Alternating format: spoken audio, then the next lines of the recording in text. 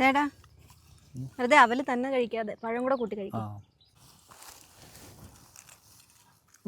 അവലും പഴവും അതൊന്നും അത്ര പോരാ. ഒരു അവൽ മിൽക്ക് കിട്ടിയായിരുന്നെങ്കിൽ. ചൂടൊക്കെ അല്ലേ? അവൽ മിൽക്ക് വേണോ? ഇവിടുന്ന് എവിടെ അവൽ മിൽക്ക് കിട്ടാനോ? അതൊക്കെ നമുക്ക് സെറ്റാക്കാം.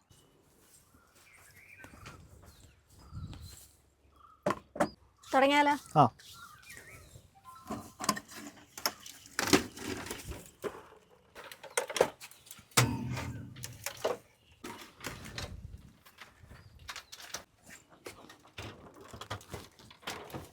നീ പോയ സ്റ്റൗവിങ് എടുത്തിട്ടോ.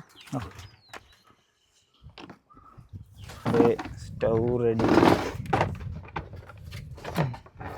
ഓക്കെ ചേച്ചി, അന്നേരം വേണ്ടുന്ന എന്തൊക്കെയാ?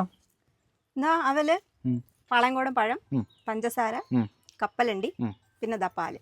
നീയേ ഈ കപ്പലണ്ടിയുടെ തൊലി ഒന്ന് കളഞ്ഞിട്ടോ. ഞാൻ അപ്പോഴത്തേന് പാല് തിളപ്പിച്ച് വെക്കാം.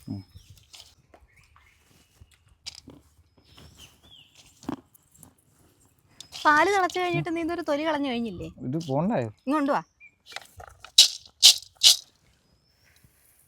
ഇത്രേ ഉള്ളായിരുന്നു.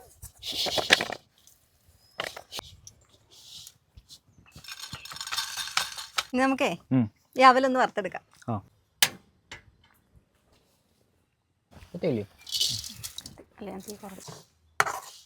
ഇത് എത്ര പേർക്ക് ഇതൊക്കെ? എനിക്ക് മാത്രം?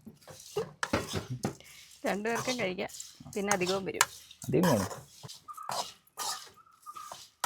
ചേച്ചി. നമുക്ക് തിളപ്പിച്ച പാലാണോ വേണ്ടുന്നേ? പച്ചപ്പാൽ ഒഴിക്കുന്നവരും ഉണ്ട്. നമുക്ക് തിളപ്പിച്ചാർച്ച് തന്നെ ഉപയോഗിക്കാം. എല്ലാം റെഡിയായി. അവല് വറുത്തു, പാല് കാച്ചി. ഇനി നമുക്കേ ഈ പഴം ഒന്ന് പാത്രത്തിലോട്ട് ഇട്ടിട്ട് നന്നായിട്ടൊന്ന് ഉടച്ചെടുക്കാം. പഴം നല്ലതായിട്ട് ഉടച്ചെടുക്കണം. അതിലാണ് നമ്മുടെ സാധനത്തിൻ്റെ ടേസ്റ്റ് ഇരിക്കുന്നത്.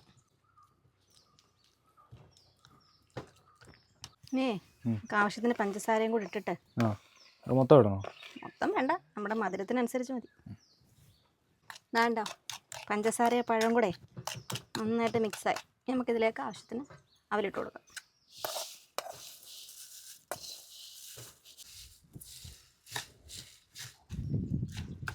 ഇതാ ഇതുപോലെ നന്നായിട്ട് മിക്സ് ചെയ്തിട്ടേ ഇനി നമുക്ക് ആവശ്യത്തിന് പാലും കൂടെ ഒഴിക്കാം.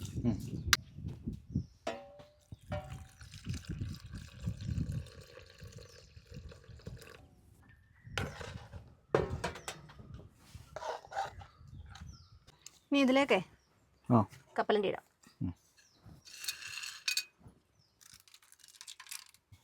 Glass ready. ഒഴിച്ചോ.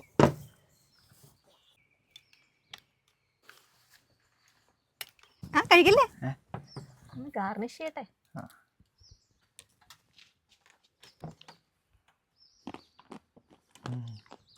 സൂപ്പർ.